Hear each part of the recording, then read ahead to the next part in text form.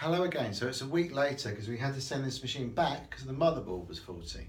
Now, customer service a little slower than I'd like. So this is the most powerful laptop I've touched. It has, the spec is, it has a i7-7000 4 GHz processor.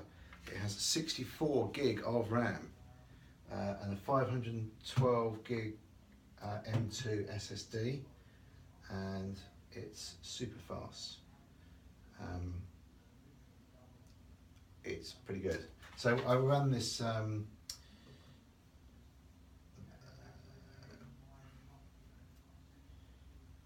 amongst yourselves, come back to me.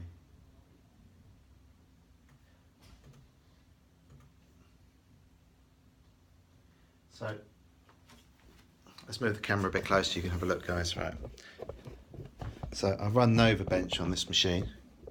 You can't quite see that. Let's see if we can get some better light. I'm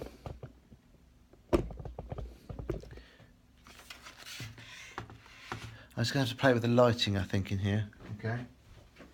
Turn this lights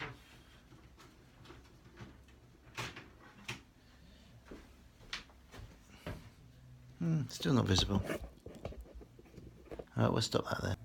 So moving the lighting around a bit, let's run Nova Bench. Okay.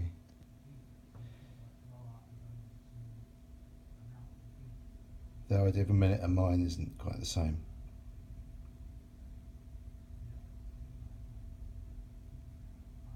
Sorry about the wobbling, but I'm having to hold the camera because I just can't get it at the right angle otherwise. 64 gig of RAM should be enough for anyone. This machine is not actually, you're going to be used for gaming, it's actually for graphic design. There we go, look at this.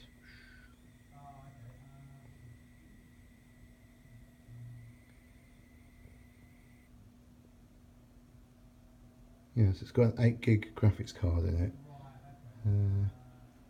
So there you go, so it gets a score of 1690. Now interestingly, when I ran this earlier, it had a much better score, so I wonder if the antivirus is slowing it down.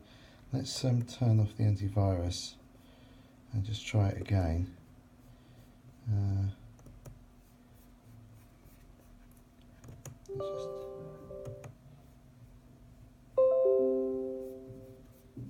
See what that does to the test.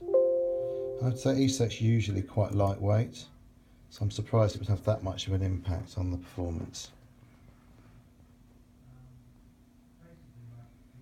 Yes, I was saying earlier while we were waiting for this to run, we had to send this machine back because the motherboard was faulty. It took PC Specialists quite a while to turn it round. I wasn't particularly impressed, but it's back now, that's the main thing, so my customer will be happy. Oh, that's a really weird noise.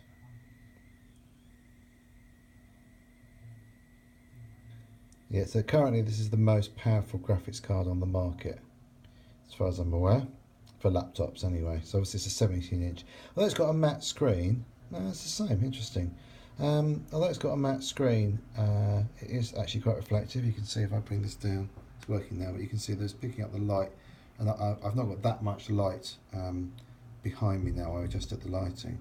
So I think that's as much matte as you want to go without compromising the quality. I've got a laptop and the matte is just too much and it just looks really blurry and out of focus. If we bring up a web page, what's it doing here then? Close, yeah.